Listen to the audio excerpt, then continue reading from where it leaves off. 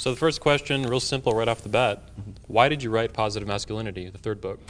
Okay, the reason I did was, like I was just saying a minute ago, I really think that masculinity itself is being obfuscated, it's being blurred, it's being distorted by what I call in the book called the village. And has anybody ever heard the term, it takes a village to raise a child, right? Okay, so I use that kind of as a catch-all phrase, and I use a lot of these in my writing, like the feminine imperative. And in Positive Masculinity, I use that term, the village, to represent like not just the teachers that are teaching you when you are a little kid. And we're talking about like from 5 years on up, because 5 years old is about the most impressionable that a kid is going to be, and they're going to learn a lot of their core beliefs and their core sets right at that age. Because anybody ever hear that like kids who are 5 years old, they're like mental sponges.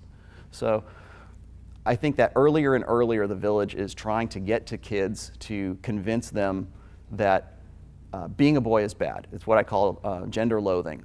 That being a little boy is like a defective girl, basically. Exactly. They're teaching boys that it is correct and it's better to be a girl.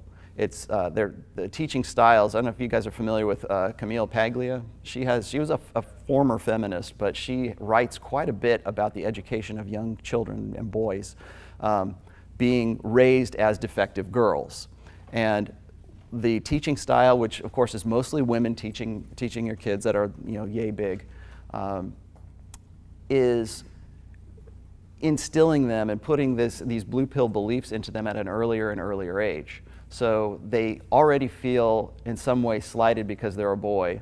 If the boy is acting out, if he acts like a boy, if he has a lot of energy and he wants to go out on the playground, what do? We sedate the kid, right? So from a very early age, that boy is being taught that being a boy, being male, is a bad thing. In I think it was my second book, there is actually came from a post called Teach Your Children Well. And on that post, I took a picture, or I screen capped a picture of a blackboard or a video display. And what the teachers had done for this class of 9-year-old boys was ask them what it is about being a boy that they dislike the most.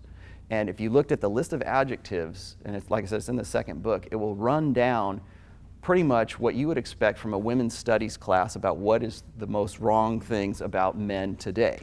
And so we're talking about teaching, what, fourth graders, 9 years old, about fourth grade, fifth grade, somewhere around there. Yeah. You're talking about reaching the youngest of the young to pre-program, precondition for the blue pill these kids. And so as far as positive masculinity is, titling it as that, I think my push is to change guys' minds about what it is to be masculine. I was just reading an article the other day about how guys simply don't want to be masculine. They don't want to have to figure it out anymore. It's gone from defining it for yourself in a feminine correct terminology to just completely saying, oh, fuck that masculinity stuff. I'm just going to be whoever I'm going to be, and then expect women to appreciate that. Expect women to say, oh, he's a non-masculine guy, so he's identifying with the feminine, so therefore he's unique, or he's not like other guys. I'm here to tell you right now, he is like every other guy that there is, because outside of this room, out here in the streets right now, we are the minority. For us to all collect here together, and if we were to have media here or people who are outside, the first thing they would say is, these guys are losers. Or these guys they need to find out about women, they need to find out how to date, they need to find out how to be a man. What losers? Because we're all supposed to have some intrinsic knowledge of what it is to be a guy. And I'll tell you right now, when you're 5 years old and your teacher is telling you that it's better to be a girl, and then you get to be 10 years old, and then you get to be 15, and you get to be 20 years old, all of that builds up layer upon layer upon layer to the point where you don't know what masculinity is. So that's really why I titled it that, because it's really an effort to counteract what I call the village.